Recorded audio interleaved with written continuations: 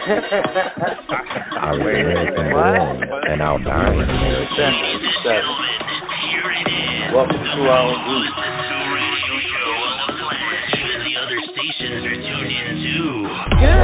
Welcome to Defenders 7. Defenders 7 has so much knowledge, and this ought to show it right here.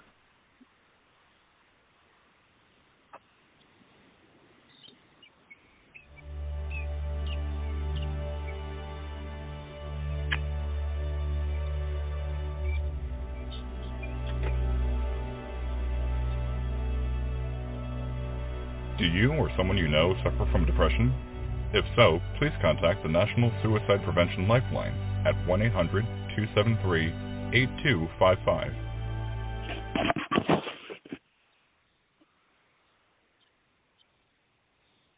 Good evening, everybody, and welcome to the Defenders 7 Tuesday night medical broadcast with your host, our Colonel, Kimberly Purvis. Now, before we get on with our show, I have to read our disclaimer and go over a few things. The views and opinions expressed on Defender 7 radio show and Facebook page are those of the callers and or authors and do not necessarily reflect the official policy or position of the Defenders 7. Now, with that being said, for all those of you that are new just tuning into us tonight, welcome. We do have a website. If you'll type in all lowercase letters, www.defenders, Roman numeral V as in Victor, with 2 small i's.com. On our website, you'll find that we have a store and a donate button. 100% of all proceeds from sales and donations go back to our communities throughout all 50 states in a time of need. So please, by all means, purchase something or hit that donate button. Every bit helps. Plus to help you and your community during a natural disaster or a shit hits the fan situation. We need your help to help us help you. Now, we can be reached on our national Facebook page by typing in the search box, all capital letters, Defenders 7. That's Defenders, Roman numeral V as in Victor, with 2 large I's. Now, before you click that join button, just know that we expect our members and future members to participate throughout everything we do in the Defender 7. Now, if you get in and you feel it's not for you, you can always leave and there'll be no hard feelings. We're also on MeWe. Just click on organizations.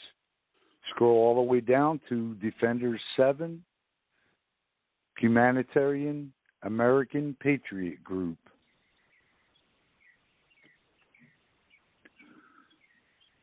Now, we are also tied in with We Can Bring You Hope, which is a great organization. And they can be reached by typing in the search box WCBYH,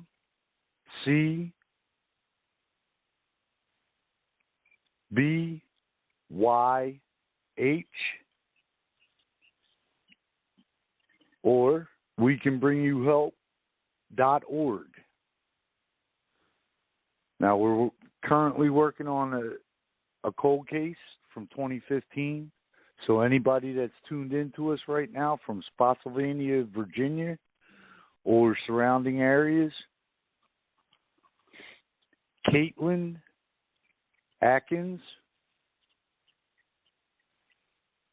if you know something or think you can help, please contact We Can Bring You Hope. You can reach out to myself. On the We Can Bring You Hope Facebook national page, there's flyers that you could post on all social media platforms. So by all means, if that's the only way you can help, please do. Trying to bring this family some closure. Again, her name is Caitlin Atkins, A-K-E-N-S. She's been missing since 2015. And we are actively working on her search right now, still. So I'd like to thank you in advance for any help that you can give us on this matter. Now, for tonight's show and all the shows we do here on Blog Talk Radio, we enjoy it when you call in with your own opinions or just join the show. Get in here. It's just like having a three-way call or a conference call. No pressure. We like to have fun in between serious stuff that we do. And that number to call, area code 914-205-5773. Again, number to call to participate, area code 914-205-5773. And I would like to turn the microphone over to your host, our Colonel Kimberly Purvis. And we also have our captain from Wisconsin, Miss Lorna the Slacker Munson. Hi. Hey, Wisconsin. Hey, Wisconsin here. How's everybody doing? Oh, I'm fucking pissed. That's how I'm doing. Well, how can we make your night better? $1 million. Okay. How about something that's just really stupid? Remove my son from my house. Huh? Remove my son from my house. Why? Because he's a freeloading, no good son of a bitch. Oh, well, that's a good thing, a good reason to. That was most of my ex's family, and that's why I left Tennessee. Too toxic. Yeah. Oh, I'm done with that shit. Yeah, I'm about done myself. I'm even shaking a little bit. I'm so mad. Take a deep breath. Drink a White Claw. I mean, no, we're not talking to Weathers. We're not talking to Weathers. Okay, go get a Zima. Do you guys remember Zima? I don't know Zima. I confiscated a bottle of vodka from Cody's friend. She likes her crown anyway. I do not. I can't even stand the smell of that. Ick. That shit is nasty. No, it ain't. You don't know what good liquor is. Yeah, well, you won't touch that. I'm just gonna go ahead and say this. I just can't anymore with these idiots. I swear to God. I say we round up all Gen Z that feels this way. If you're a snowflake and you're a Gen Z, I say we just go stick them on Alcatraz Island and leave them there until they're about 40. Because they're just too damn stupid for their own good. Yeah. I have one living with me. Well, you see, apparently math is now racist. What? Yeah, math is now racist. You know that Hershey's chocolate powder? you know, to make chocolate milk. Yep. That's racist. That's racist. Now, oh dear God. So, some young girl complained and said it was racist. So, if you're a sympathizer and you try to come up, you know what? I will throat punch you. I swear to God, if I see you and you want to complain about some stupid shit. Because. Ooh, you toughie. Yeah. Huh? Ooh, you toughie. Oh, shut up. I swear. I did, you know, I don't even know how they're still alive. Them and their 57 genders. Dear God. I thought it was 78. No, it's supposed to be 57. So yeah. So before I get into the vaccine bullshit that I found, I wanted to go over how diseases are transmitted from animals to humans. Ruh-roh. I don't think. Learn to plug your ears. I've never personally heard of a virus or bacteria that goes from human to animal. I've looked and all that comes up is animal to human. So, and I'm sure everyone's already knows about most of these, but zoonosis is a scientific term referring to any disease that's transmitted to people by humans. And such diseases can wreak havoc on the health of both animals and human beings. Currently, researchers have found that 13 animal diseases are responsible for about 2.2 million deaths a year. So the pathogens, such as fungi, viruses, parasites, and bacteria, can cause zoonosis. There's about 1,415 pathogens known to infect humans, and 61% of them are from animals. Animals, insects, and what have you. So some of the more modern diseases is salmonella or salmonella, influenza, Ebola. That's some of the most common ones. So most diseases that affect humans originated from the animal. However, the disease that directly involves animal to human, another common one is rabies. You could get bit or scratched by a rabid, and it's not just dogs or cats. They have, it could be a squirrel, a raccoon. Never heard of a rabid rabbit, but who knows? But those are usually, what else usually has rabies? Besides like the raccoon, squirrel, cats. What, a fox? No, I know, besides cats and dogs, but it all, sure. It all depends. I mean, if they get bit and they're not treated, then yeah, they can spread the rabies. Yeah. From did you from say bats themselves or to cats? human. Bats. Oh, okay. So I thought you asked. But yeah, I mean, and it is painful to get all the injections that you have to get.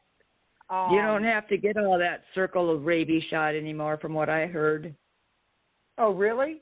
Oh, yeah, cool. they changed I've that. never had to give them. I've never had the opportunity to give them. I think I can't remember. I know I had heard that they don't do the circle around in your stomach shots anymore, but I can't remember if you get one shot and have to come back and get another one, or it was something like that. Oh, okay. Well, we can look it up after we're almost done. So anthrax is most commonly occurs in both wild and domestic herbivore animals, such as cattle, sheep, horses, camels, and pigs, and is caused by a spore-forming bacteria. human beings can get infected by anthrax through handling products from infected animals, such as their hair, the leather, wool, or hide.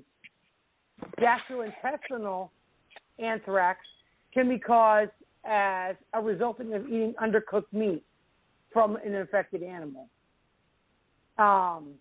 Anthrax can get into humans in 4 different ways, and that's GI, skin absorption, injection, and inhalation.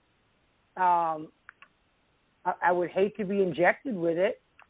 I didn't know they even had that, but symptoms of the disease may appear between day 1 and 2 months after the person contracts the disease. Wow, that sucks. That's a long time, 2 months before you even know it.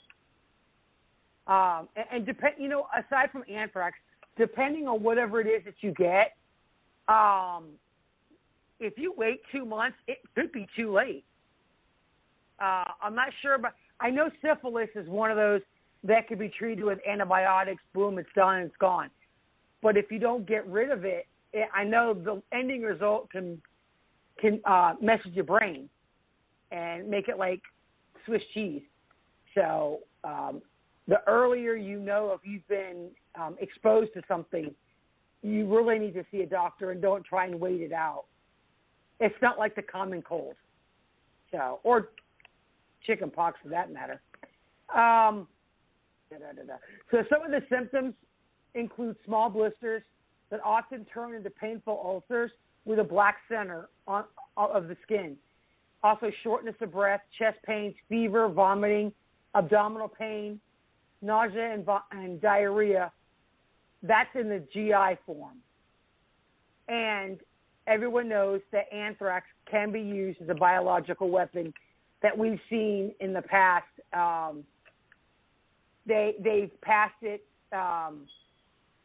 by mail, and all you need is a few spores to kill anybody or kill more than one person. Let's see, what was it? They could be let out into the air. It could be in an air conditioning system. I mean, there's an unholy amount of ways you can pass it. So rabies, is a severe viral zoonosis which adversely affects the central nervous system.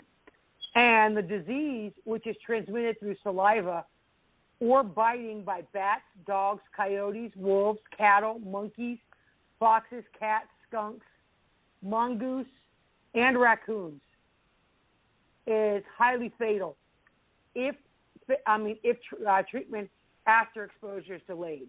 So always watch.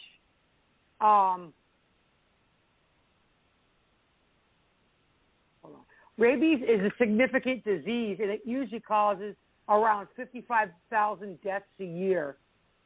But normally, of those rabies cases, most of them are from infected dogs. That's why if your dog bites another dog and the police, the animal control has to come, they'll confiscate your dog for 14 days or whatever, just to see if test them to see if they have rabies. So some early symptoms in the disease include fever and tingling, followed by fear of water, confusion, violent movements, uncontrolled excitement, and a loss of consciousness. And so the loss of consciousness and all that will come later, towards the end. Human rabies is... Huh? I got a kind of a funny but not so funny story. About rabies? Yeah. So Ralph, my dog, my pit bull, got into a fight with a beaver, a small one, and he killed it. But the beaver got the main artery in his shoulder. So I had to get him to the vet, which he barely survived. He almost bled to death. And the vet asked me if I thought that the beaver had rabies and if I wanted to take the beaver and send it into, I think it's Madison. I'm like, well, I don't know. He says, well, it's $500 to send it to Madison. Damn. Well, I don't have $100 sending it, so I asked him what else I could do. And I had to keep a beaver on ice for 10 days. Oh, my God.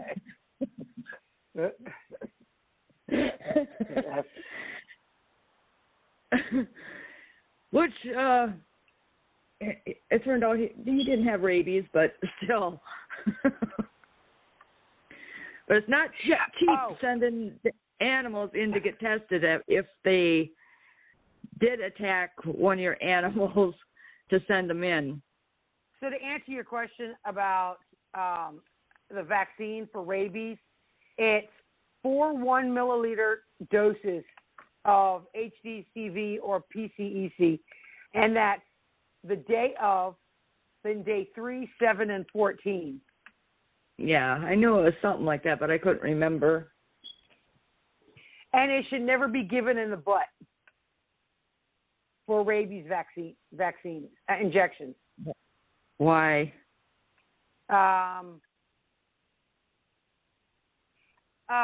Because there's too much fat in the butt. Yeah, they want it to go deep, like in the muscle and stuff. So, yeah. What was I reading? Oh, okay. So human rabies is controlled by administering the vaccine to dogs and cats and by giving a series of injections to the infected person. The Zika virus, that was a big thing, a couple of years ago? I can't think exactly. I can't remember when. But it's transmitted to people by mosquito bites. And the most common symptom is joint pain, fever, rash, and red eyes or conjunctivitis. So it's often mild symptoms and can last up to several days to a week. It all depends. So people living or traveling to areas where the virus is common or at a high risk of infection, take travel precautions. Also, for pregnant women or women who want to get pregnant, apparently the disease is thought to be the cause of reduced pregnancy rates. In Brazil, a lot of the women get the Zika virus. And that's when they said to use, DEET and mosquito repellent, the DEET. It's thought to help keep you from getting bit or whatever. Influenza is an infectious disease commonly known as the flu, which is caused by the influenza virus. And by the way, I don't know if anybody knows this, the flu was cured. So I'm just saying. And I'm kidding.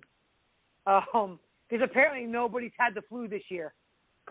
So, but the disease can be transmitted by pigs, domestic and wild birds, minks, horses, wild aquatic animals through air droplets. And it's known like sore throat, fever, coughing, muscle pains, runny nose, and a headache.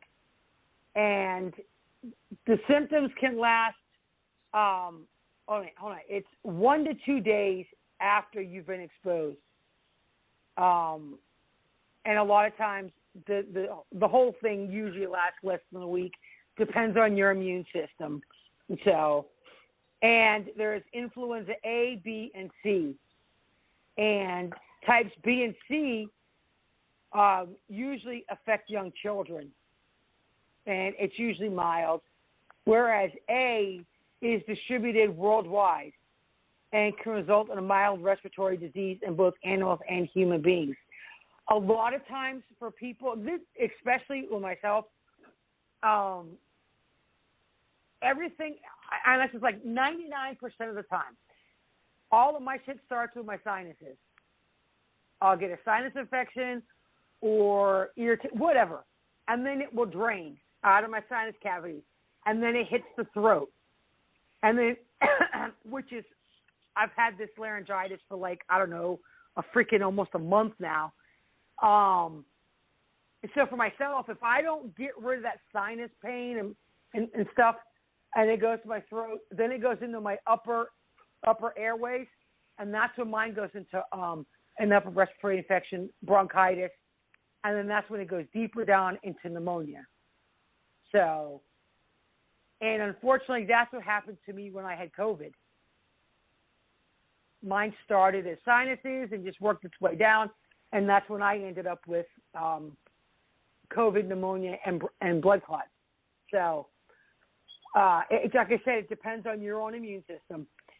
Some important statistics. Scientists have found that almost 60% of all human diseases and about 75% of all infectious diseases are transmitted by animals to humans. And like I said, most of it's from livestock. Pigs, cattle, chickens, camels. I guess camels is livestock now, and sheep. But those infections are possible because almost 3/4 of the rural people, especially the poor, and about 1/3 of the urban poor are dependent on livestock for income, or food. So yeah, I don't. I swear to God. Hold on a second. Oh, if anyone feels like, talking about one subject or whatever, let me know, and I'll stop. That way I know you guys are still around. So, and I'm not all alone like Shrek.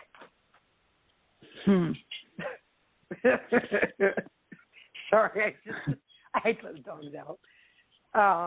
But yeah. If anyone wants to say anything about anything, just let me know, and we could speak. So we already went over anthrax, brucellosis. The carrier is cattle and goats. The mode of transmission for that is infected milk and meat. Well, that's no fun. Chagas, never heard of it, but that's through cattle, and that's eating the meat. Creutzfeldt-Jakob or Jakob disease, same thing, cattle, and if the eating the meat. Ebola comes from chimpanzees, gorillas, fruit bats, monkeys, forest antelope, and porcupines. And usually it's by bodily fluids. Influenza, horses, pigs, domestic wild birds, and aquatic animals, and mink. And that's by air. So there's different modes of transmission. It's either airborne, droplet, contact, or inhaled. Leprosy. Well, I didn't know leprosy was still a thing, but you can get it from armadillos, mangabey monkeys, rabbits, and mice. And the way it's transmitted is coming in contact with an infected animal. Leptospirosis is from dogs, mice, and rats, and that's also coming in contact, actually direct or indirect contact with animals. We went over rabies. Now, rabies, you don't have to just get bit. You could come in contact with the saliva of the infected animal and just say, I'm not going to say you're going to be licking on the cat or dog or animal's face here, but just say they have saliva and you have an open wound somewhere on your arm, hand, whatever, and it could get in that way. I've never heard of this, rat bite fever. And, of course, it comes from rats and rat bites. I've never actually heard of that, so I have no idea.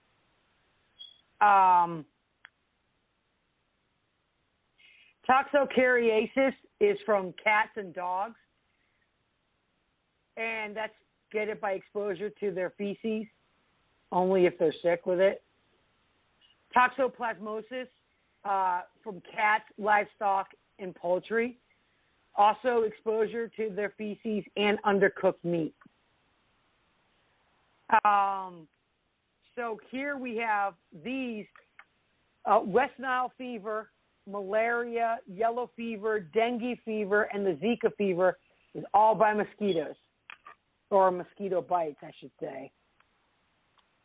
So that's, I guess that's just some of the animals of ways of transmitting it.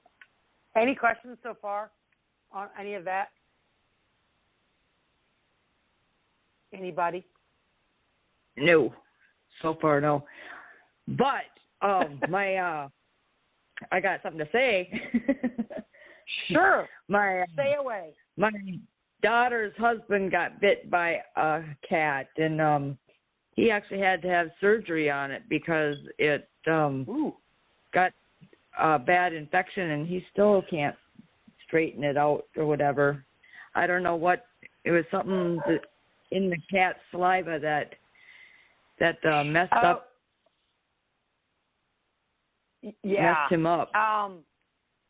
See, here's the other thing.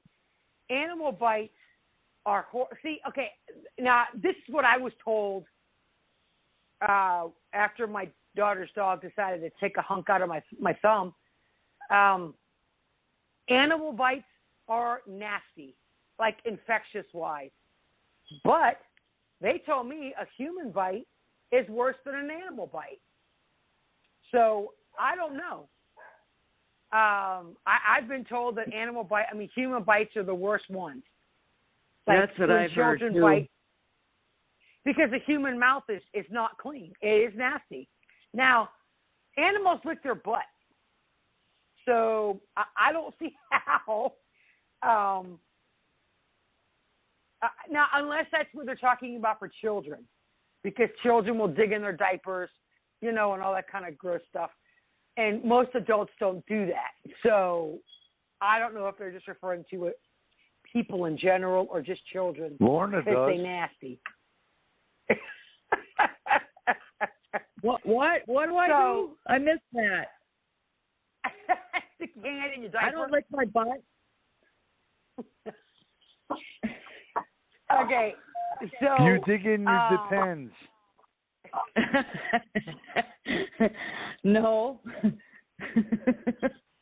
I don't have Depends. So here's the thing.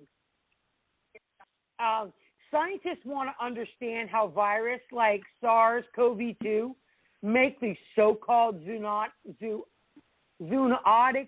jumps to help spot the next outbreak. Okay, here's the thing. I don't know about you guys, if you've noticed this lately. Everything comes from freaking China.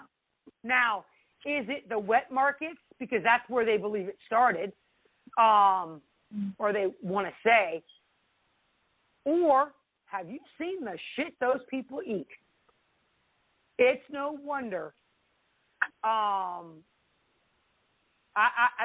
can't tell you the videos that I have seen of what the Chinese eat.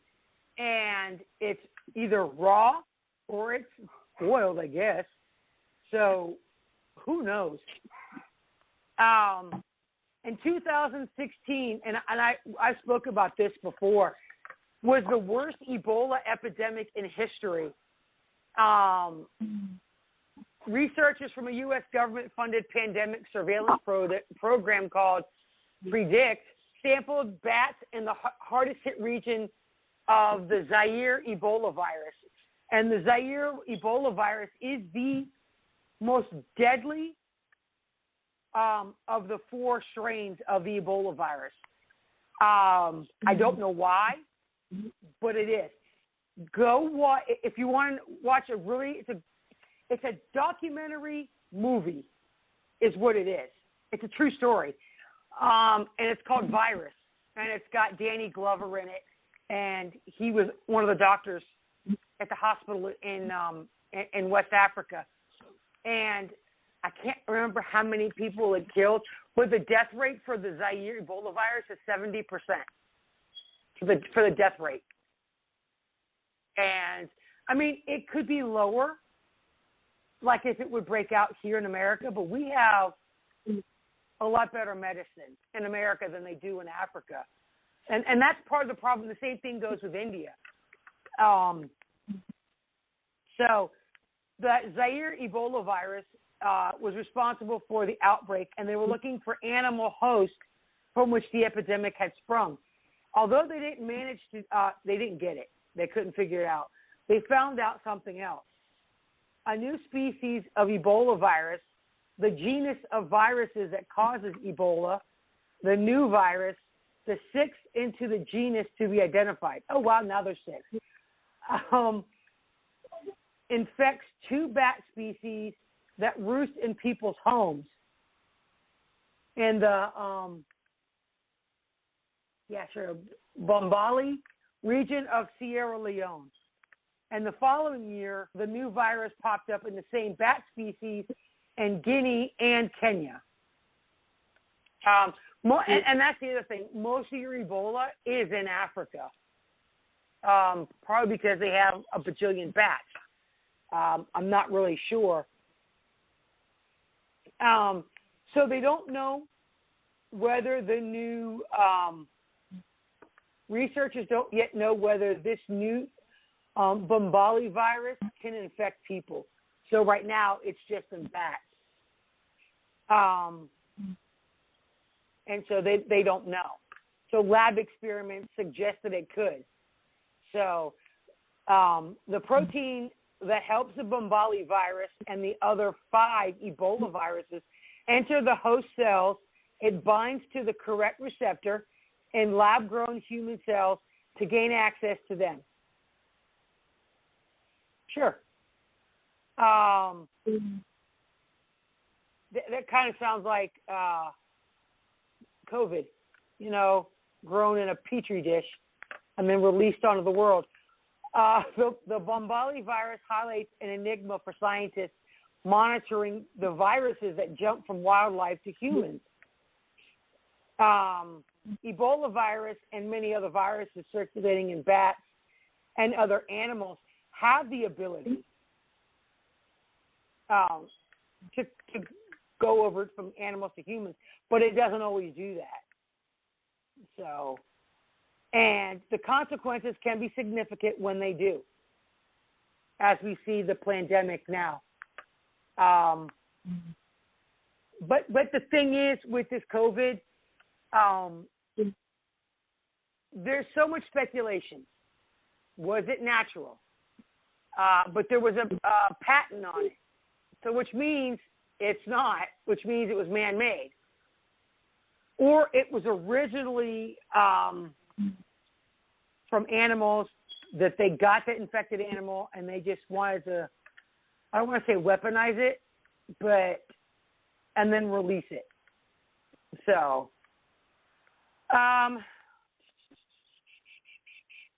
so we don't even know. I guess they're saying that they don't even know if they're going to get another pandemic of COVID next year or this fall. They're saying it's going to be worse than last. Huh? They said that it's already started. Where the hell was it? It already started in some country. I don't remember where. Go figure. Yeah. Yeah, because remember Italy? We covered this, huh? I want to say Italy, but I'm not 100% positive. It might be. I don't know because I heard something else about Italy again. Or the UK. It seems like it's got to be one of them too. Yeah. Crap. I'm having a brain fart. Sorry. The new variant is supposed to be even more contagious. I honestly think the vaccine is what's going to cause it to be more. I was just going to say that the people that virulent. What? I was just going to say that the people that got the vaccine are going to get hard because it's a different strain, and they have nothing to protect them from the new. That's what I'm saying. I think they're going to be spreading it. I think that the people who got vaccinated is going to be responsible, or not responsible, but I think they're going to be ones that's hardest hit. Or, like we said, with the shedding of the virus from the vaccine. The people that I want to use these words very, I don't know. From the people that get the vaccine, they're the more pliable people that's going to comply with everything. Do this or you can't do that. You know what I'm saying? Now, don't get me wrong. If you're super sick and you have a poor immune system, by all means, do what's best for you. But I think because of that shedding, that when the next one comes out, and that's why they say the death rate's going to be high, the people who had the vaccine, it's going to be the ones that's sending it to the people who were not, and they're hoping it wipes us out because we don't comply. But that's just my conspiracy theory. So I'm going to move on. So scientists don't know exactly how many different viruses exist, but one recent estimate, good God, said there's about 1.67 million still unknown viruses that infect mammals and birds. And between 631 and 827,000 of those have a potential to make the leap from animals to humans. So that's a lot of damn viruses, if you ask me. And how many of those did they use the animals as lab rats, and then, you know what I'm saying? Well, what do I know? Even with estimating how many viruses could jump, we have got no idea how many viruses there are that's infecting humans. That's why when they come up with a new vaccine every year for flu season, they don't know what typical virus is going to be out that year. So, and that's why sometimes I know they had the West Nile, the Zika, and whatever other, they'll put it all in one shot. And my thing is, I'm not an anti-vaxxer by any means. I just will not get this one particular one. And that's for my own reasons, but I just won't do it. Not until there's more study into it. I just can't do it. Let's see. Novel viral infections might show up as encephalitis, a respiratory illness, or other symptoms in people in remote parts of the world that never get diagnosed because of lack of resources. There's parts of Africa and India that you have to travel 100 miles to get to a doctor. So, like some of these small villages, sometimes they'll send somebody out to check on everybody in the village. So, yeah, I had to watch all these interesting videos about India and Russia and some other countries about their health care. Let's see. So anyways, many of them go unnoticed.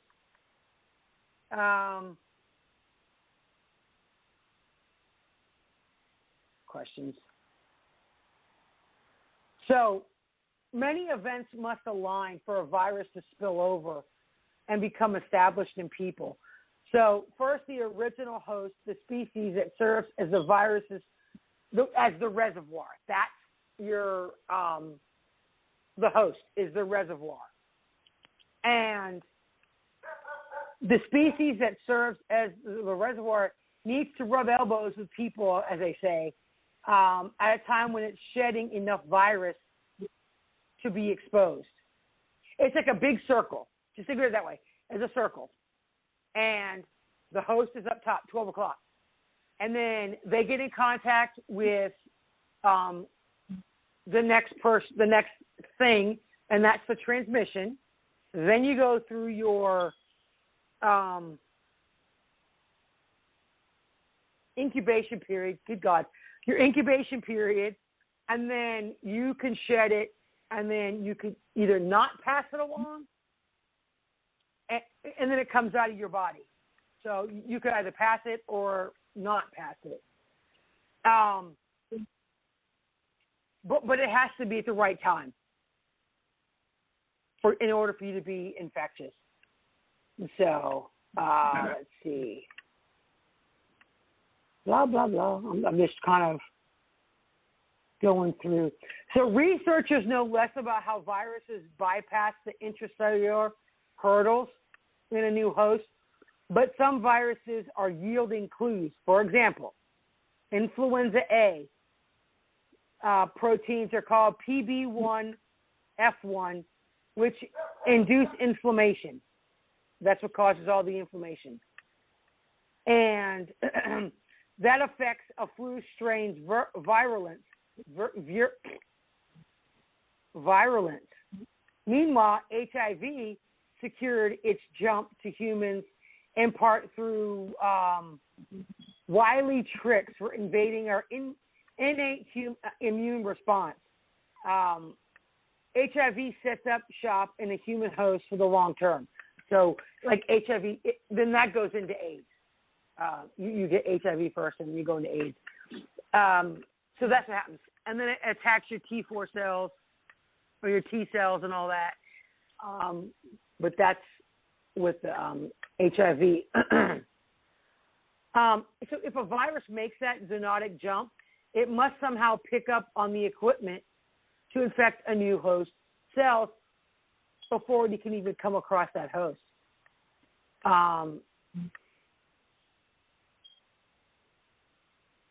Sorry, I can just hear something outside. So research on coronavirus suggests that pressure from the virus's current host can nudge it to accrue mutations. So, and that's the other thing. I don't know how many strains of COVID there are, but it can mutate from person to person. And that's why I don't understand why they're pushing the vaccine so much, because it's already mutated.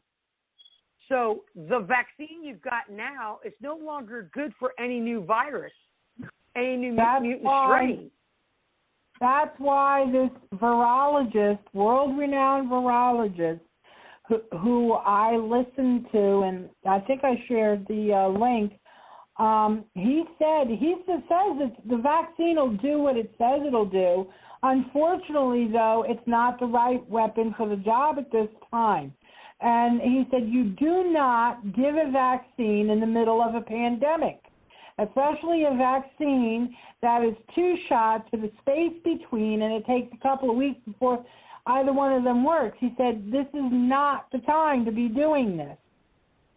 So, yeah, I'm not getting it. It's not, it's not a question of all the weird conspiracy theories. The science says we should not be getting that vaccine.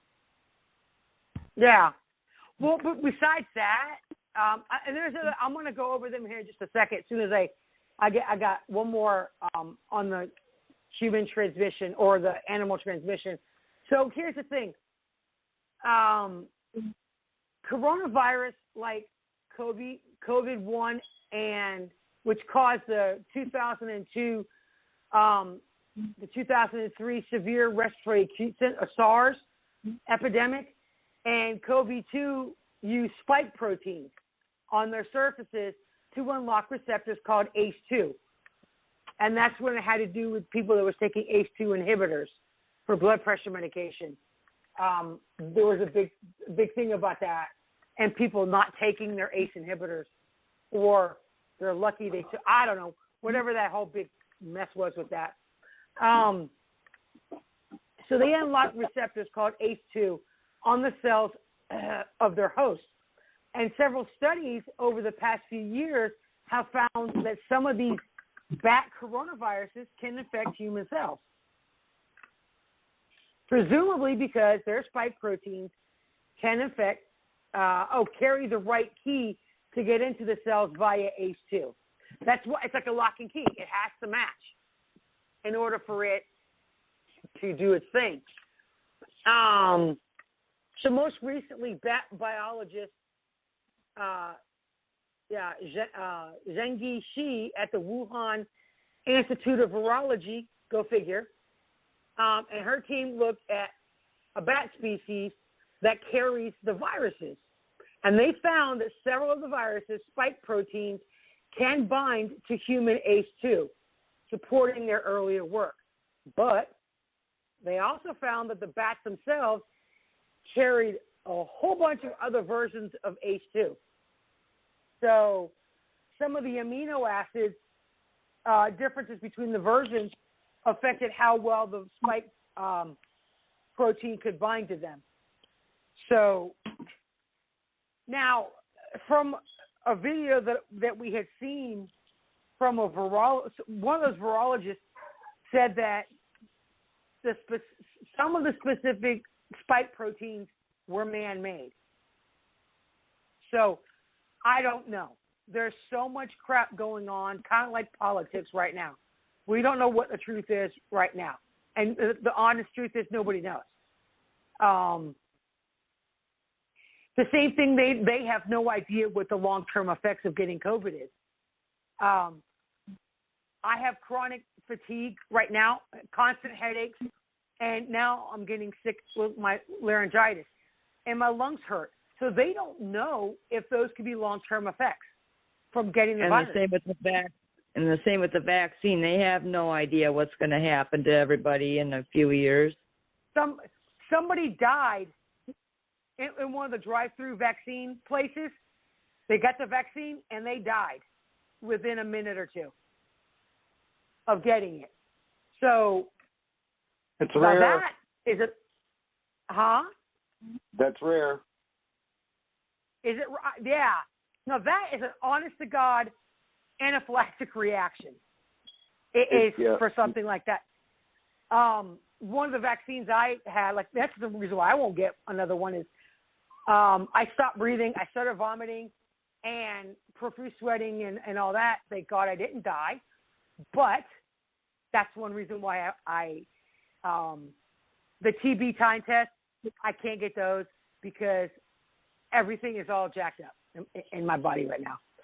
So that's tuberculin? Yeah. Yeah, it comes in as a positive, and I have a chest X-ray, and it's negative. And I've never had that problem before. Maybe one of the vaccines you got in the military can cause that. Maybe if they ever give you the BCG vaccine, that can cause that too. A lot of people from South America have the BCG vaccine, and they'll get false positives because they'll be what they call PPD converters on the tuberculin. So they always know. They go just say, I react. Just give me a chest X-ray.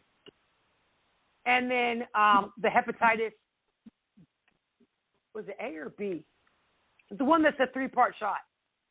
Hepatitis B. The first one I got. That's the one that almost killed me. Yep. And that's first one and only one. And they're like, nah, I don't think you're going to get the next one. Like, you're right, I'm not. So, hey, just to answer your question, there are 5 strains of CDC. There's 5 strains the CDC is investigating right now on COVID.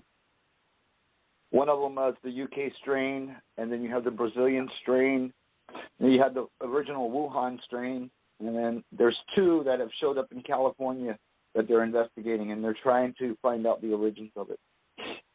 Okay. Now, did they say they've already found another strain, another new one? There's 5. Right now, they're investigating 5 strains, and there's 2 5. new ones that showed up. Wow. So that they don't know the origins of it. But the three strains that they know for sure is the Wuhan, the UK, and the Brazilian. And there's a lot of the Brazilian up here in Houston. we're showing a lot of efficacy with the Moderna vaccine against the strain, although there's, it's higher. It's a better vaccine as far in regard to like the Brazilian and the UK strains than the Pfizer or the Johnson & Johnson. That's you. Okay. I heard something about this earlier. So there is efficacy against the strains, but just like influenza, there's numerous strains. It's not just 3. What happens is when they make that influenza vaccine, they actually put in the top 10 strains that occurred on the African continent that right before winter kicks in over here in the U.S. So the top 10 strains that were the most virulent, top 3. Top 3 out of could it be, there's like hundreds of strains of influenza. The top 3 virulent strains that affected the African continent that year is how they make the vaccine every year. Well, they call it a vaccine, but it's not a vaccine. It's just a flu shot. They make the flu shot every year for the U.S. upon the most 3 virulent strains that they found in Africa prior to winter setting in the U.S.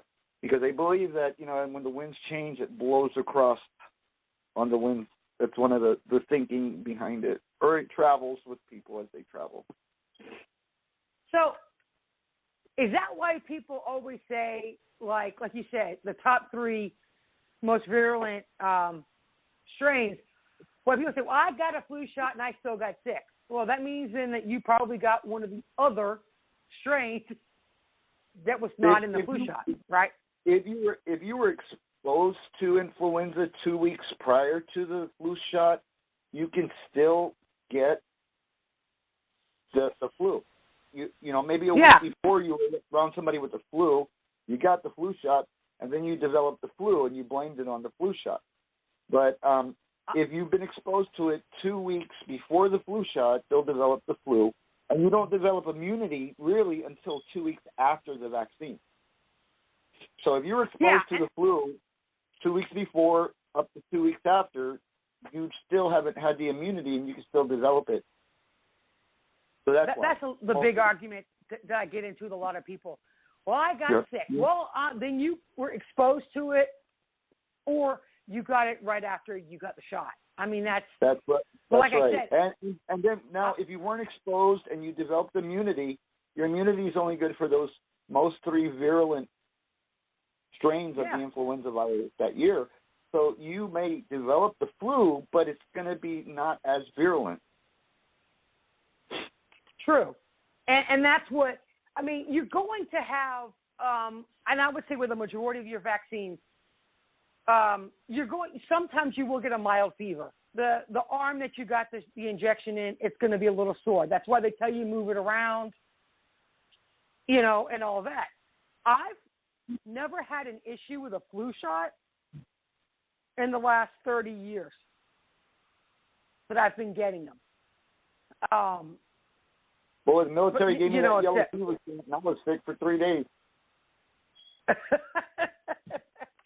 I was fortunate enough to not. I don't even know. When I was in, they say I would ask and don't worry about it. Just take the damn shot and walk on. Well, walk down the line. They cut you with them air guns, right? Yeah, you just walking, and it's like one kid passed out, but I just think it's because he was, scared of needles, and that was it. I seen that gun get cocked sideways, shoot through the guy's arm, and hit the guy behind him. That air gun. Wow. We just had needles, like the little syringes. We didn't have those air guns that you're talking about, those big, powerful, shoot that virus through your body. That's right. Let's see. All right. So you had mentioned, and this is what I found. I have a question. I have a question since you're on the subject. What do you guys think about using messenger RNA as the vector for the protein spike versus the adenovirus, which is the common cold that they've used in other vaccines as a vector. What I mean by the vector is they'll attach the protein spike to the adenovirus. They'll inject the adenovirus in your body to trigger the immune response. On the other hand, the mRNA they inject into your body, and it actually builds the protein spike in your body. And the literature says that the mRNA never enters the cell, so it's extracellular when it builds it, and as soon as it builds the protein spike, it automatically degrades itself. So a lot of concern that I have is that injecting mRNA, should it get into the cell, it will cause mutations in your DNA, and a lot of people are worried about that. What do you guys think about that? What the big deal is? Because everyone says that the mRNA is what's mutating their, Yeah, messenger RNA as a factory that builds strands of RNA, such as the protein spike of a virus. So they're the factories that build things in viruses. And you put an mRNA, a messenger RNA, around DNA, and it will start building, and it will what they call mutate that DNA. And mutations are what causes cancers and illness and diseases and things like that.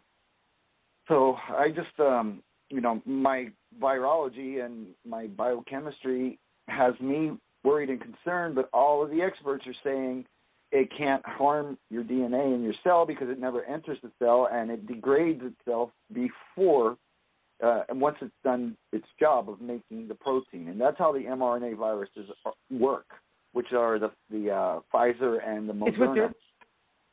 Yeah. See, and other, that's why I was hearing. Other vaccines are vectored into your body through viruses, such as the Johnson & Johnson is with the adenovirus. We've all had before. It's considered the common cold. The adenovirus, we can handle that, and it'll come in with the protein spike attached to it, and our body's reacting to the protein spike, and we get our immune response that way. That's why it's only one shot. So it makes me concerned, well, first of all, why do I have to have 2 shots of the mRNA? And now Pfizer is saying they're developing a pill that's a booster that you're supposed to take once a year. So why do I need a booster once a year with the mRNA? And I only need to get the Johnson & Johnson one time. Well, there's been a lot more. Now they're saying you need 3. Well, no, it's 2. Each vaccine. No, they. I don't know which one it is. They said they want you to get a third need vaccine. A third shot. It's out there. You're going to need a third shot. They are. They're saying you're going to need a third shot because of the supposedly because of the new variant. Yeah, well, the Pfizer vaccine is 2 shots initially, and they're developing a pill to be taken once a year as a booster. So I haven't heard about it. But I heard that people are going to need a third shot. Now, maybe it wasn't Pfizer, maybe it was Moderna or the Johnson & Johnson before it was discontinued. But it was. I'd have to hunt for the post.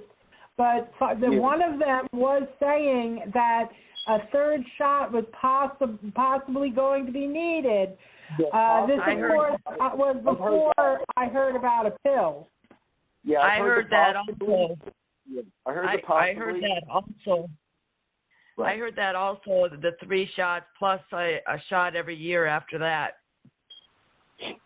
I think it's big business, if you ask me. I think it's just pharmaceutical business. These pharmaceutical companies want to keep making money off of this, and so that's what I think it is. Why haven't they discovered the cure for AIDS? You know? Oh, I know. Why do you have to get a flu shot every year? Well, exactly. I mean, but then again, for the flu shots, they're only good for roughly 1 season, right? I mean, and that's why for that one particular one, you got to get over and over again. But I don't know. I mean, here it is. The COVID vaccine booster. might be a patch or a pill. See, when they start doing all of this shit, that makes me question their motives. Why they... Sorry, I know what... Oh, no, go ahead. My advice from a medical point of view is, if you have factors in your life that would cause devastating outcomes should you contract the coronavirus, get the vaccine, regardless of what the long-term outcomes might be, because the short-term outcome of a bad case of the coronavirus is death, especially with the comorbid condition. Get the vaccine. Worry about handling the side effects later if they should occur. Don't let that be a reason not to get it. If you're a young, healthy person, get the illness and develop a natural immunity to it. That's my thought. Well, see, and the thing is, most of the people that are freaking out is a lot of people that's under 35. They're the ones that say, oh, my God, you got to, and there's no reason. And what I don't understand, with a virus that has a high recovery rate, why are people, they're freaking out when TB, you got to be on medications for God, who knows how, I can't remember how long, and it's killed more people than COVID has. And it's like it kills our Social Security recipients. Yeah. Honestly, I don't see why they should be pushing this vaccine. I don't. It should be like any other year. I think the vaccine has its use when it comes to high-risk people. I think the average healthy person can survive the illness, and you'll get a better strong immune system against it that way. I believe that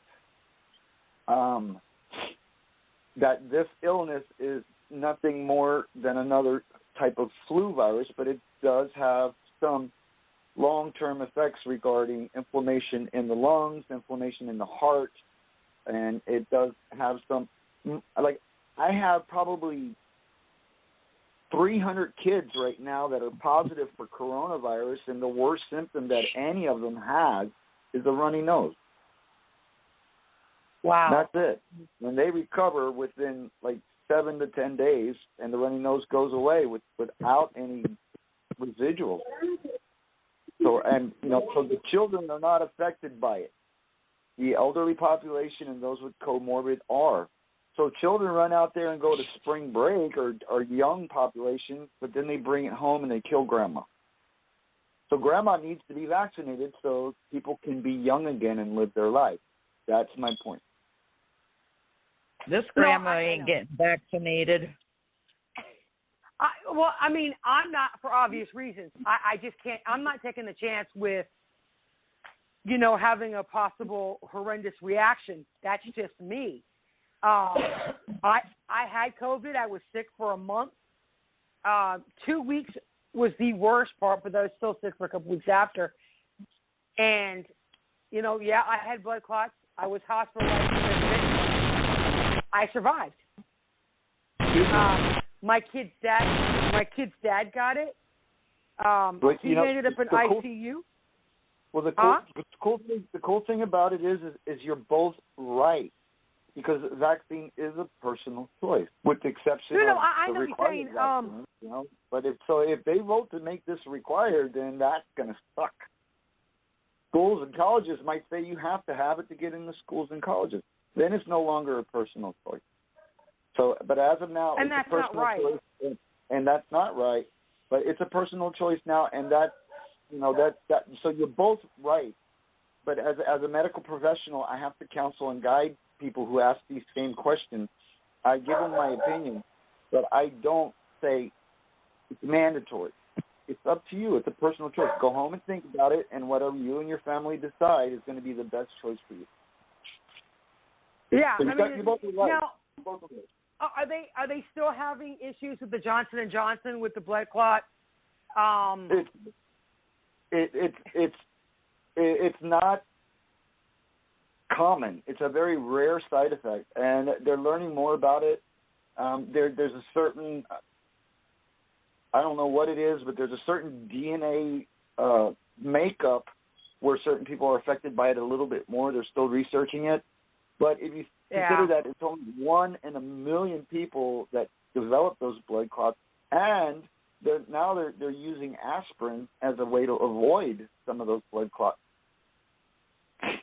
That makes sense. Yeah. So now you brought up the BCG, the vaccine.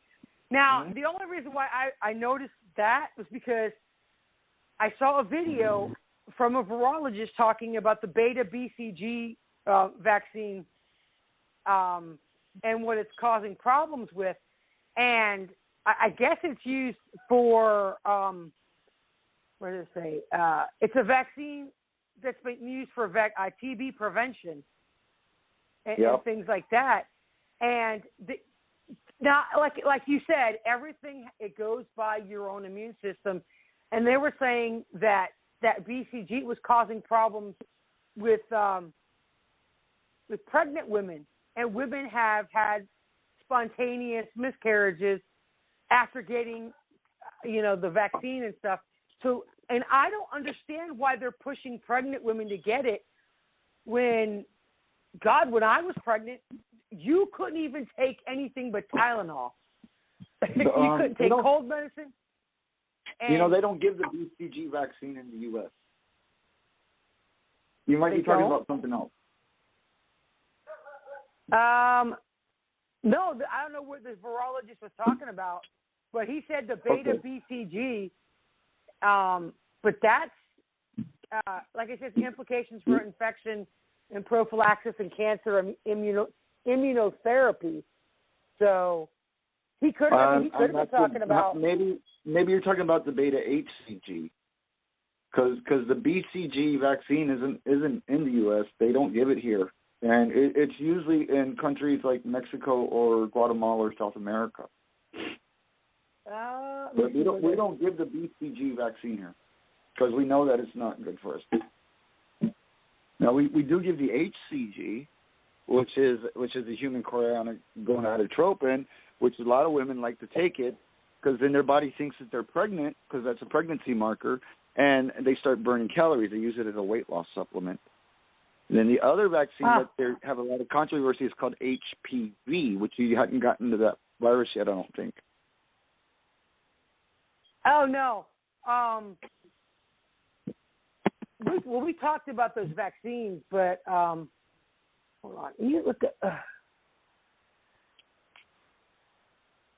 I wonder why the doctor was talking. I mean, unless he was a virologist in a different country, but I have no idea.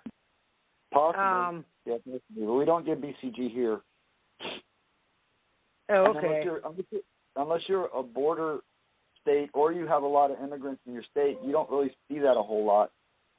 So when the PPDs come back positive, you're not going to understand it unless you find out they're immigrants or they receive their vaccines in a different country. Oh, okay. Yeah, I mean, I listened to that video, I don't know how many times, and he kept saying beta BCG. I'm like, okay, damn it, all this is about TB. I was like, whatever. Let me see. Now, how is HPV transmitted? Because it wasn't on the list of HPV. Is that what you're talking about? It's called the human papillomavirus, and there's multiple strains of it. It's transmitted through contact, either physical contact. It's transmitted through fomites, which means you could touch a surface with it and pick it up, or it's transmitted through sexual contact. The most common strains cause basically warts. And the two ones that cause cervical cancers are strains 16 and 18, and that's what the virus covers. I mean, the vaccine. The HPV vaccine is for the HPV 16 and the HPV 18, which causes cervical cancers in females. A man has a wart on his penis, has intercourse with a female, a wart gets on the cervix cancer, and all because of the virus. And so the vaccine is designed to give you immunity against those two strains of the HPV virus.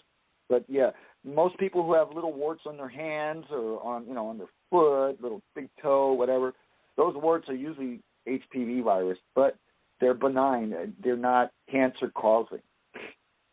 But the two that really cause the cancer, they develop the vaccine for it, and that's why they give it to young people before they've had any sexual contact, because that's the way it's spread.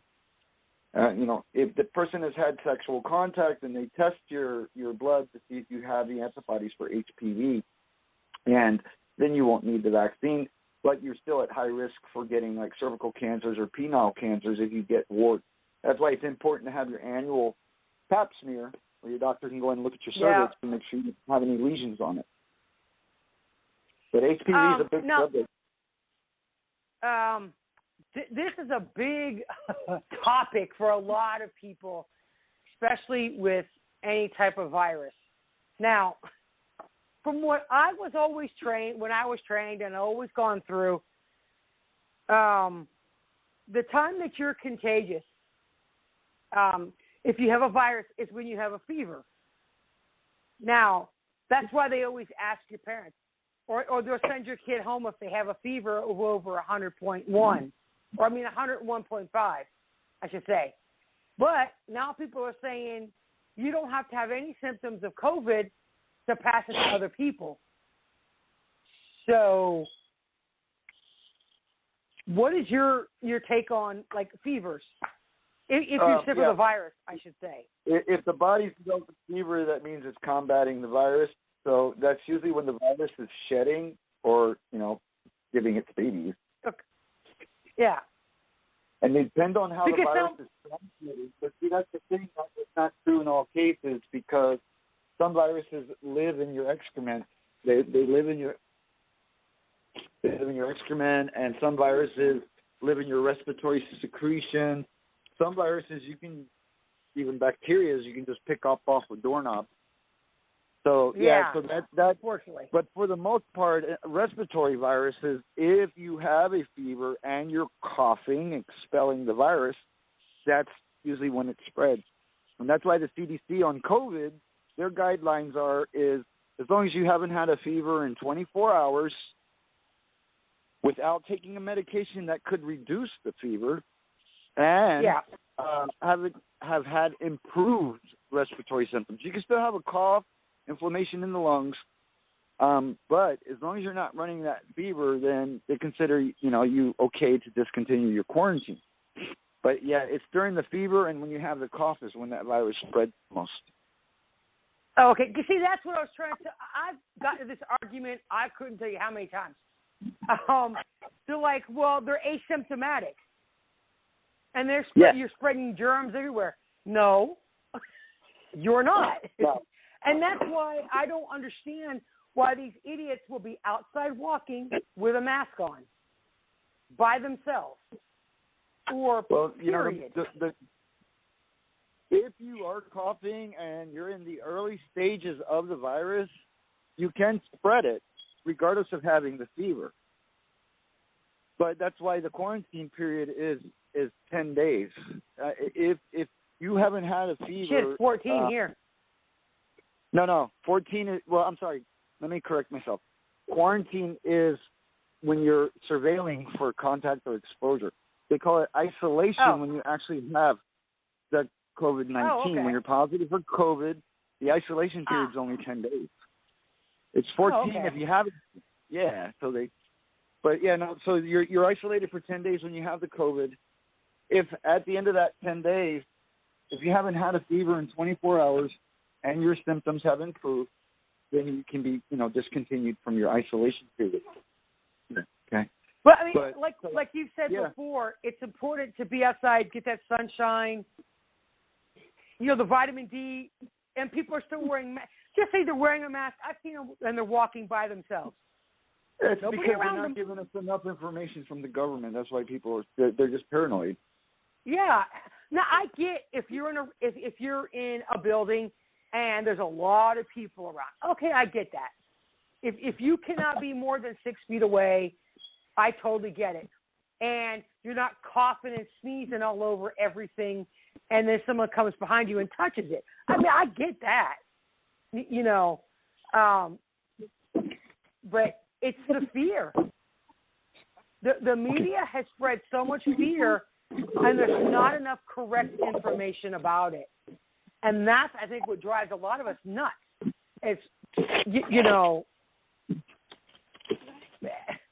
it's what to believe. Yeah, well, you know, us are smart and intelligent, and we got to, you know, decide on where we're getting our news from. But every single one of us can go onto the CDC website and just read and do the research ourselves for the most part.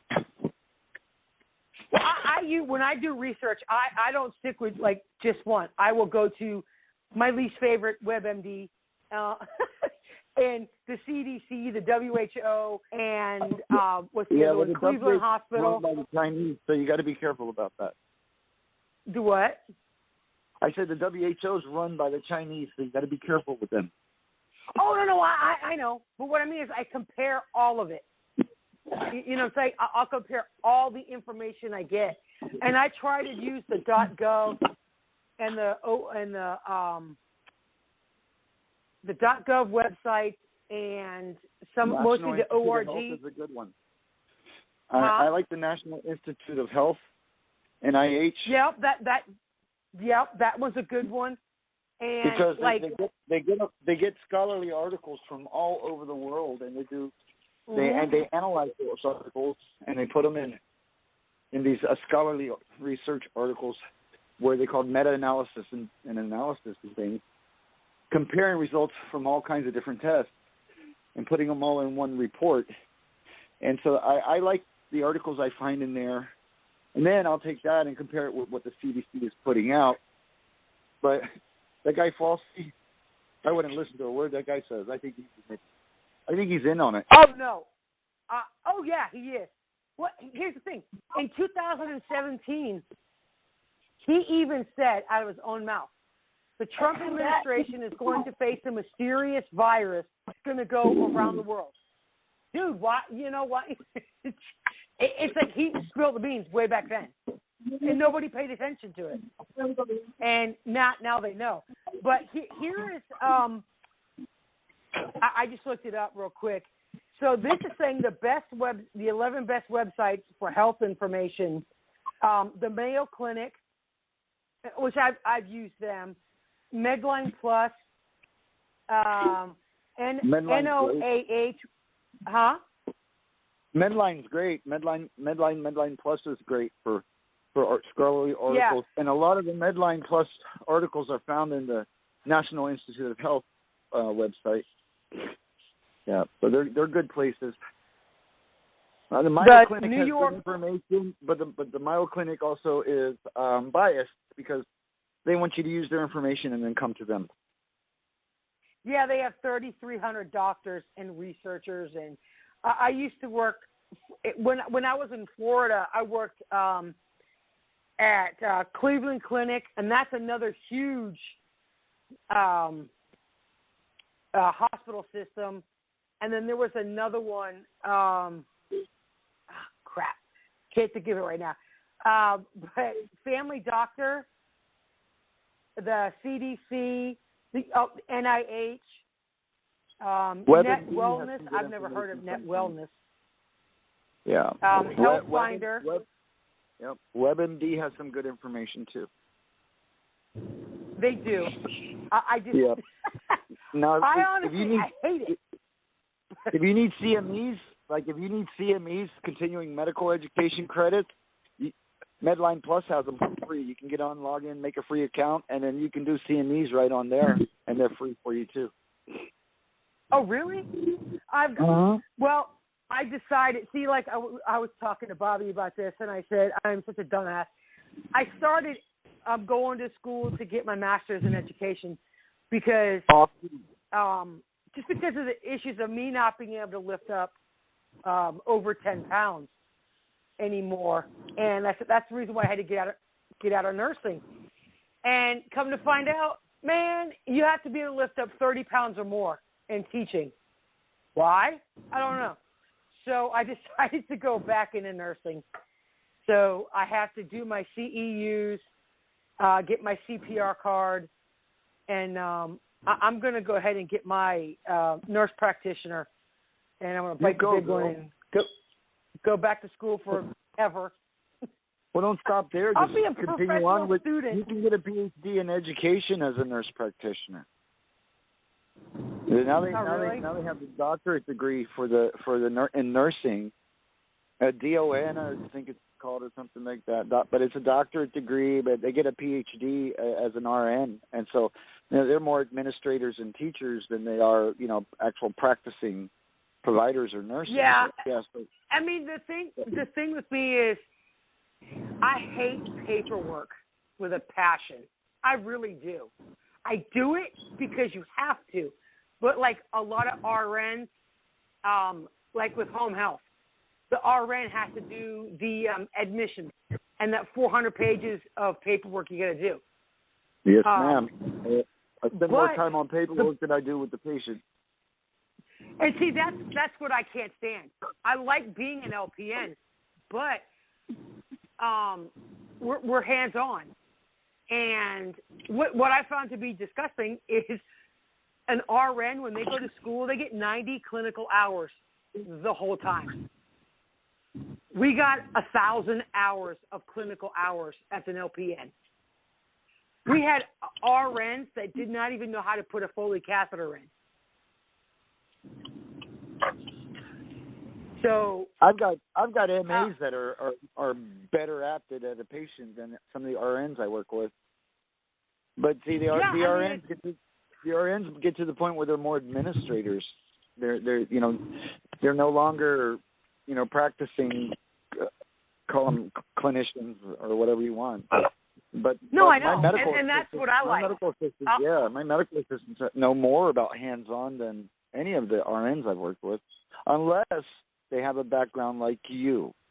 The RNs that have come from, moved up the ranks where they've got that practical experience, now they can apply that book knowledge, and they're the better administrators, because an RN who knows every single job out there is going to be a better leader than an RN who only knows what the book tells her that person's job's supposed to be.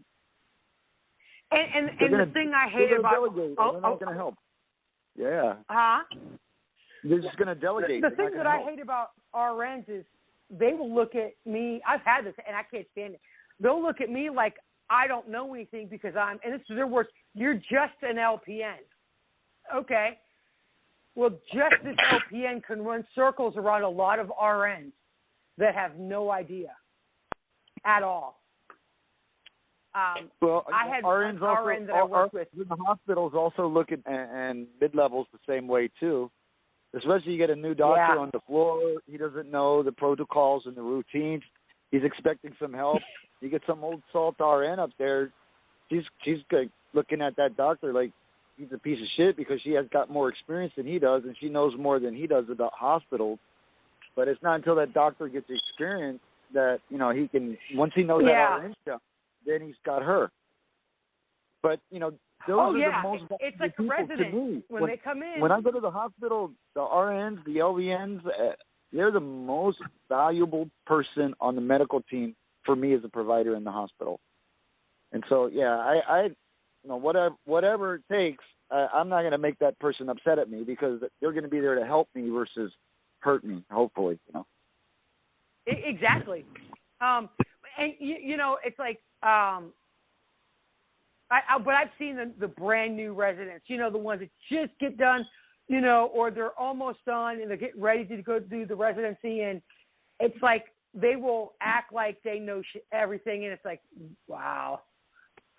And they, it goes both ways. They kind of teach you that in school, though. But they teach you that in school. They teach you this even false sense of confidence because you never want your patient to know that you don't know. Because you want them to trust you. And the same thing goes for nursing. How many guys have you walked into a room and asked, like a PA or an NP, and you're in the exam room and they're Googling shit on you, you know? And you're like, oh, no. Yeah. So, yeah, there's guys out there it's too. Like, wow. That's all I got to say is wow. No, I had, I mean, it is what it is with some of these, and that's why I never tell them I'm a nurse, ever. Because, one, I like to see if they're going to blow smoke up my ass. In all honesty, I really do. And I won't say anything. And I don't like to cause waves. You know, I'll say, hey, can you give me something for pain? And unless I'm in excruciating pain, I'll be on that call button. But other than that, doctors and nurses are the two biggest pain in the asses to take care of because they know. Well, you know, your listeners out there will probably be able to tell you, but your provider, if he's a good provider, he doesn't go around bragging about himself. His patients will do it for him. And so if you found somebody you like and you think that they're good, you know, that is like all the reward that I need. If I got a patient that brags about me and they'll come into the clinic and they'll say, I only want to see Mr. Taylor. I don't want to see Dr. So-and-so. I don't want to see nurse practitioner. I only want to see Mr. Taylor. And they'll wait for you even if you're not there. That's the biggest compliment I can get. And that's what I go for. That means they just bumped their heads. He drank too much Kool-Aid. Now, it's just busting on you, brother. Just busting on you, brother. But yeah, but the NIH, they teach their doctors and providers to be overconfident, and I think that's wrong. I think honesty is the best policy with patients because there's patients that are smarter than you are. Half the time they already know the diagnosis. They'll tell you what's wrong with them. So, yeah, just listen to your patient. That's the best advice I can give to anyone in the medical field. So who's getting the COVID vaccine? Anyone? Not I. Not I? What? No, I donated mine to the Democrats. Nice. I will not be getting it. They can give mine to some person in the third world country. There you go. Well, they are. Trust me. They are giving it to them. They're also giving them your tax money. Yeah, I know. Yeah, I know. Not by choice. No. Oh, yeah. were you talking about the NIH? When I worked in home health, you were only allowed to get, like, we did a lot of patient teaching. I've done so much patient teaching, good God. It's astronomical at how much patient teaching we do. But we were only allowed to pull, like, for their diagnosis or medications from the NIH. We're not allowed to use the Mayo Clinic or the CDC, none of that. It has to be from the NIH only. That was the only place. Yeah, well, the only place where they can approve medications is the FDA, so not sure about that. But the FDA is the one who approves all medications. And the FDA is the one who lists side effects. the uses for those medications. No, like side effects? Side effects? Yeah.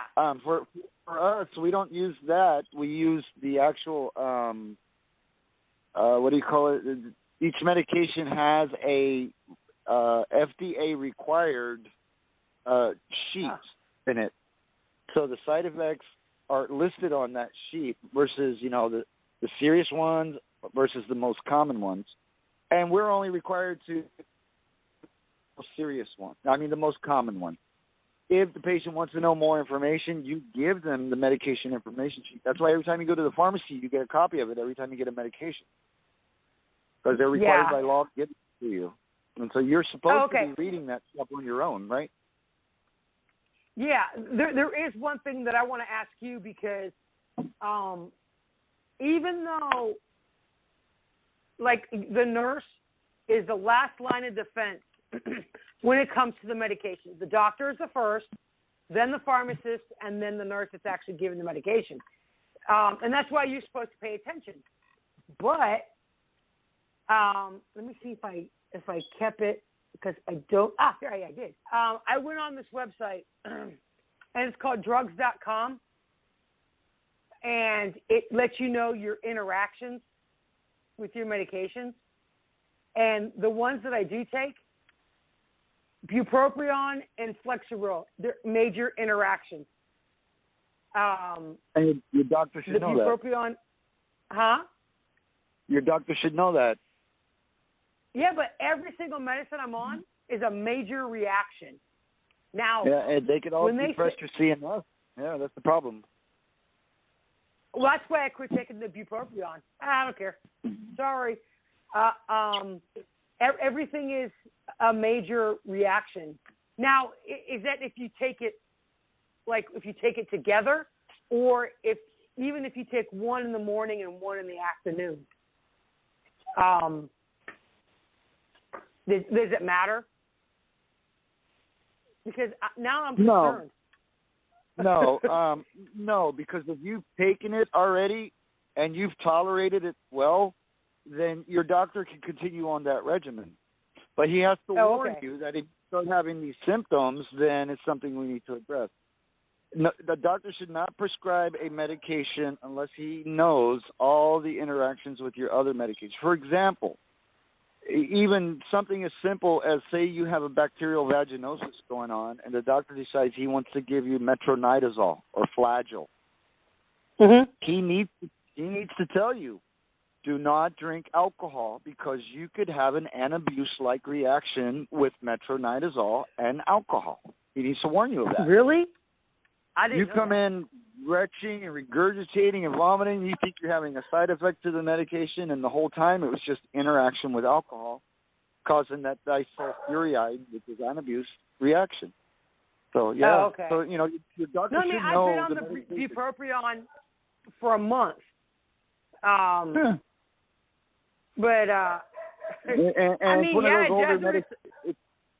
it's one of those older medications that the VA has access to.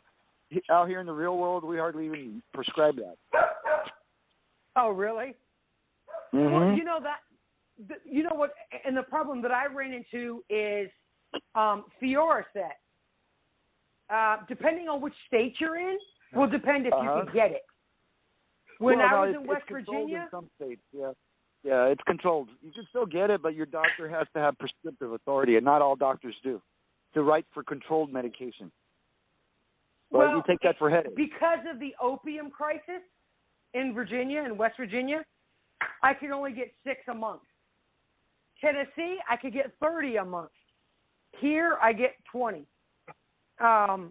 It's just because I suffer with chronic migraines, but I don't take it every day. But Fioricet doesn't have opium in it. Fioricet has the butalbital and the caffeine. Butalbital?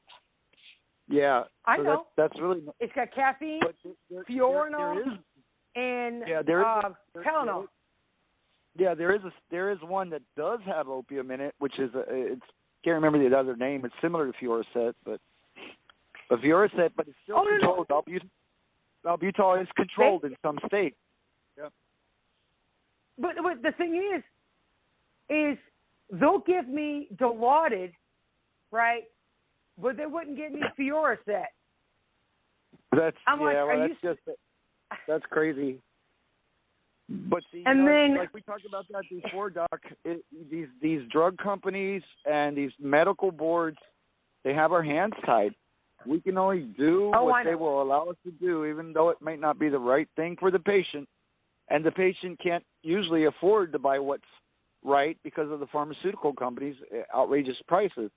So you tell the patient there's a better medication for you, but your insurance doesn't cover it.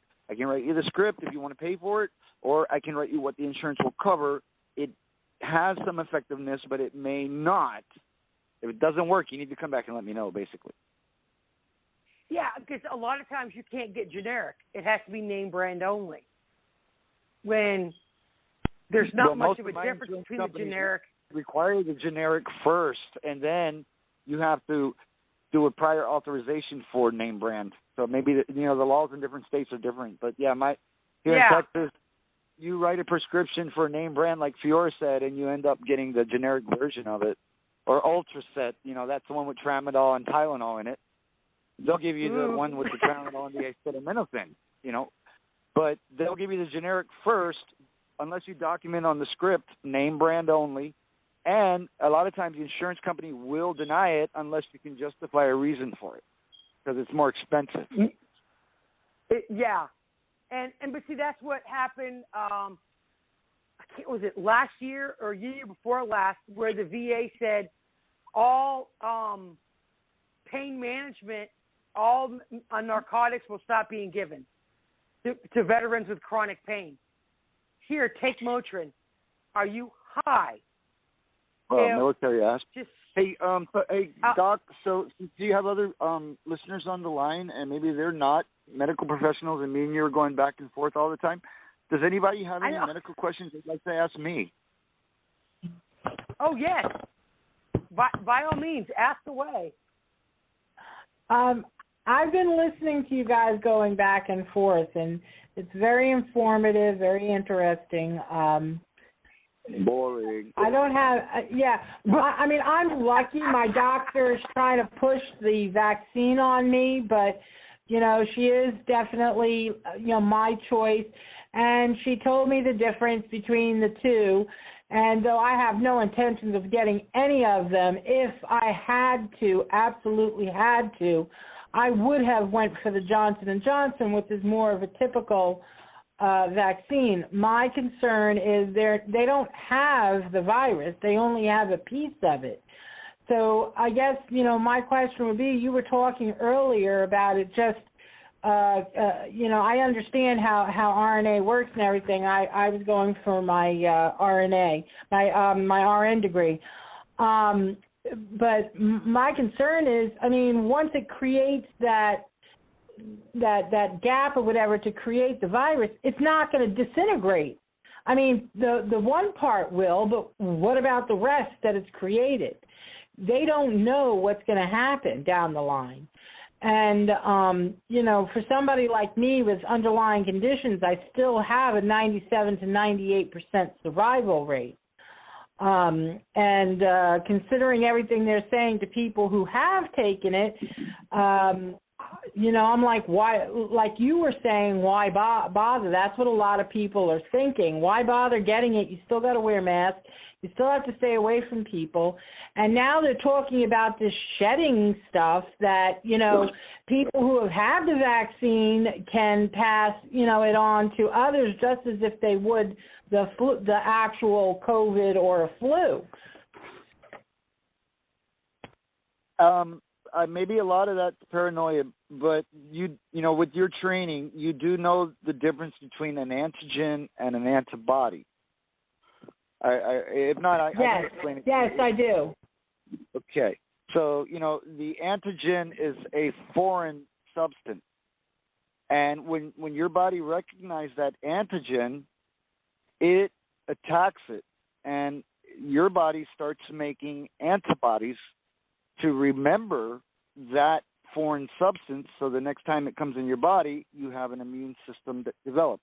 And, it's stored in the memory T cells for future use, even though you might get infected, and it might take one day. You might have a fever for one day, and then your body kicks in, and the antigenic response, where the antibody comes and attacks it and eliminates it through the T cell response.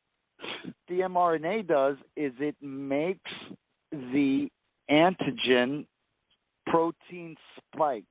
That is the actual part of the virus that your antibodies attach to sequester it or kill it, so it can no longer replicate, and it can basically, the macrophages will eat it. So mRNA comes in, makes the protein spike, which is the virus itself, but only the part of the virus that your body can attack. Your body can't attack the whole virus. It can only attack what it recognizes on the virus, and that's the protein spike. So your body will make its own antibodies based upon that antigen that mRNA has made. So the mRNA made the protein spike, which is not of your body. Your body makes its natural immunity and builds an antibody to fight that protein naturally. spike. Yes, I understand. I guess my concern is that the whole thing is they got to get that protein in you somehow. Since you're not getting, if you don't get the virus, they artificially inseminate you with a insemination. Yeah, like they do word. The flu. Or smallpox. I understand that. I guess my question is that I agree that there are a lot of paranoid people out there. There are a lot of conspiracy theories. Some of them really weird. But listening to not just the weird stuff, but scientists, like there's that American immunologist, I forget his name. I have it written down.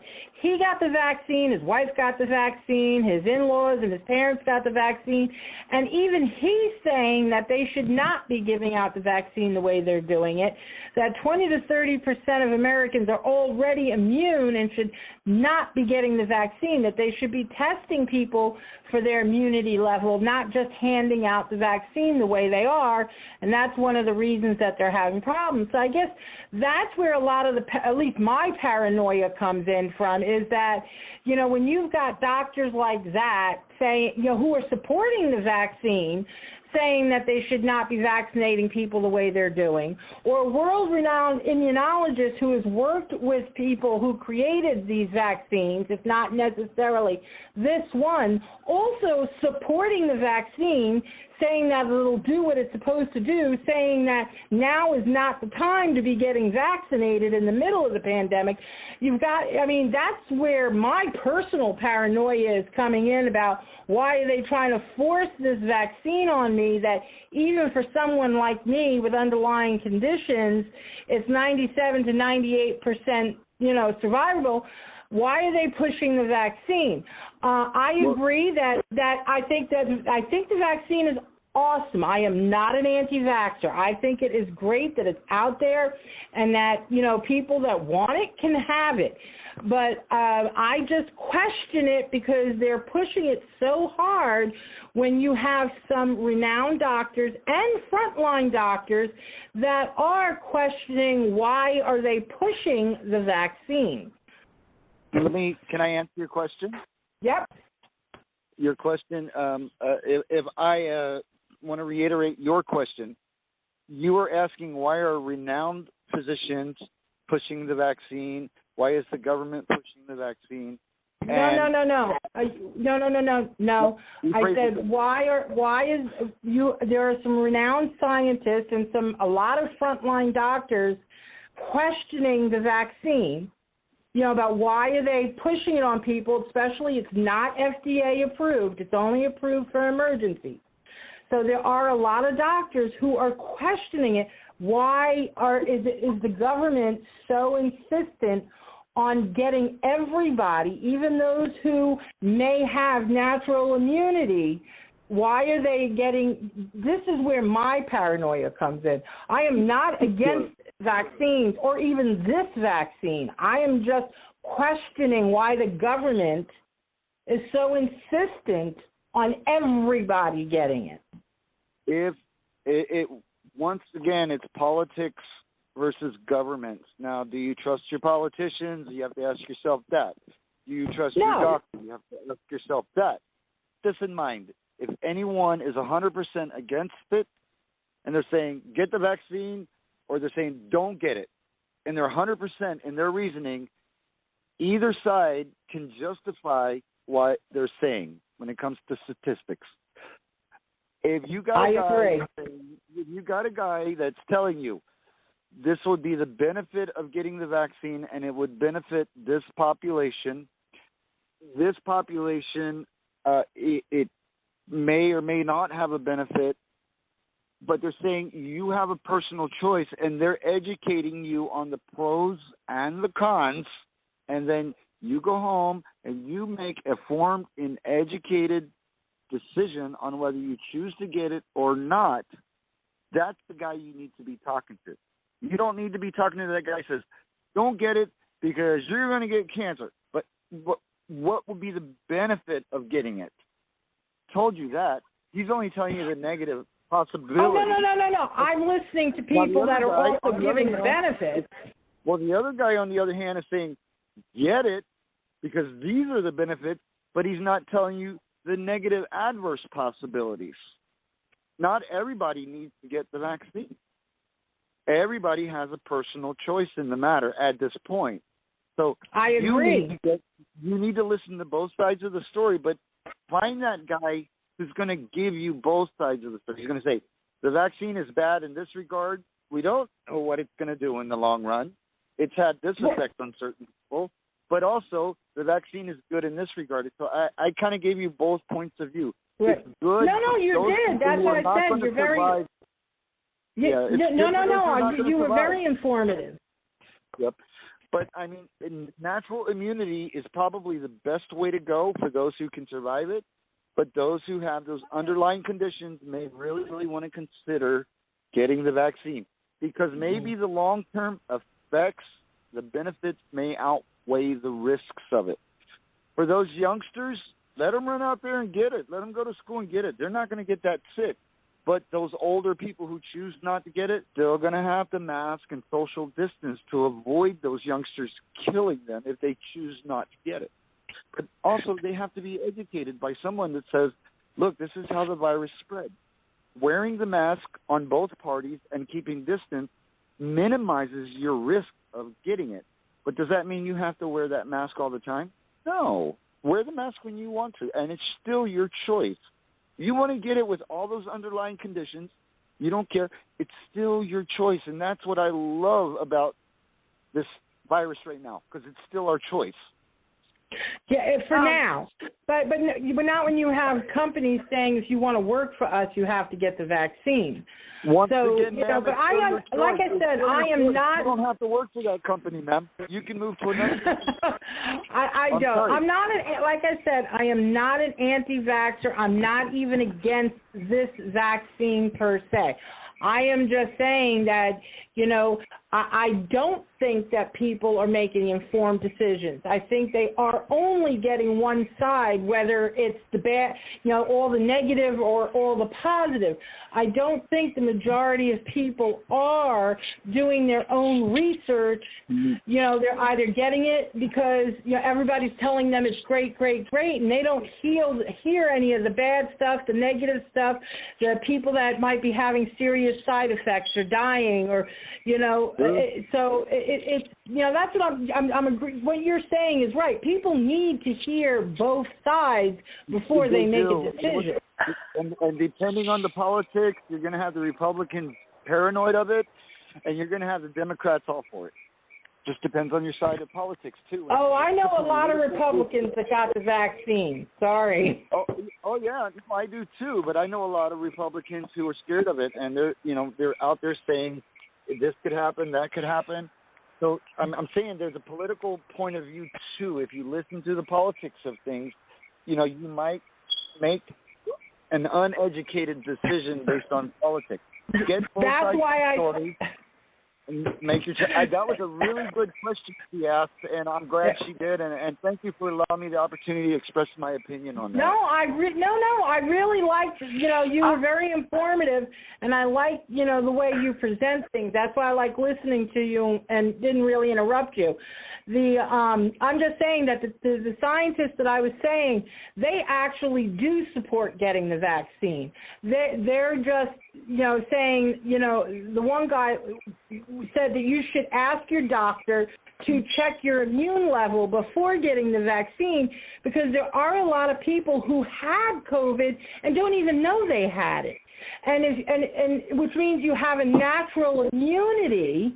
Like you were saying, that's the best. So so it's like, so you don't want to get the vaccine on top of that. That's what I'm saying. I'm agreeing with you. You need to have, both, listen to somebody that's both sides, not just negative or positive. And there's political confusion in that regard too, because what they're saying is that, okay, so if you had the COVID virus, but you had a asymptomatic illness, that makes you at higher risk for getting a more moderate to severe symptomatic illness. That's why you should get the vaccine.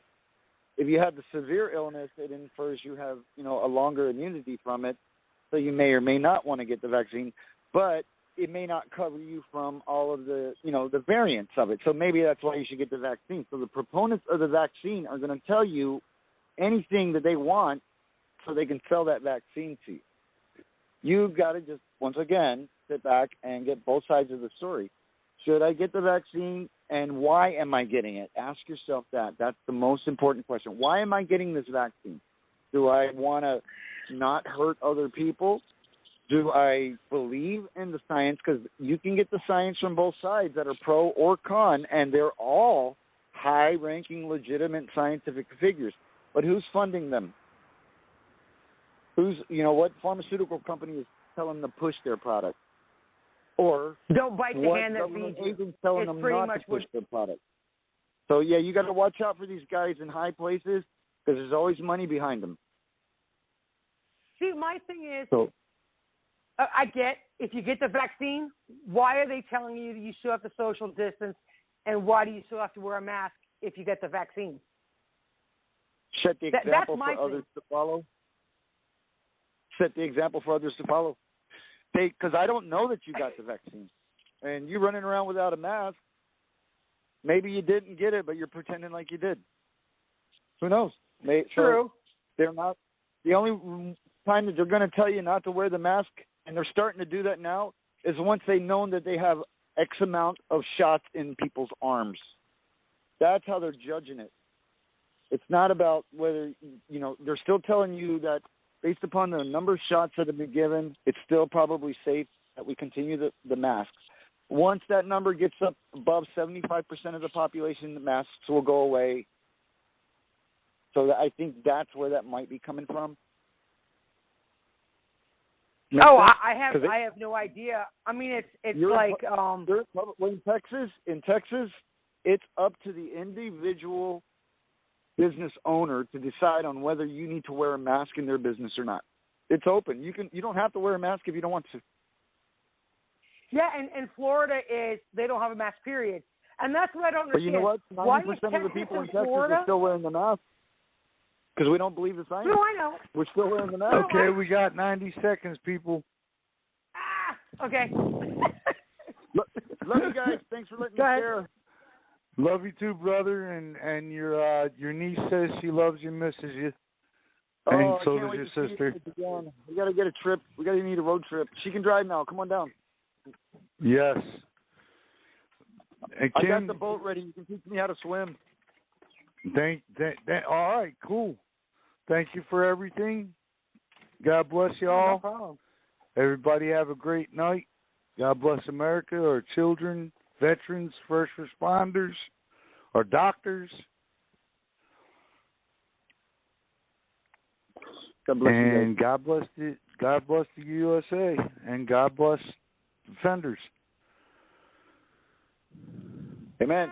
Good night. Bye. Good night.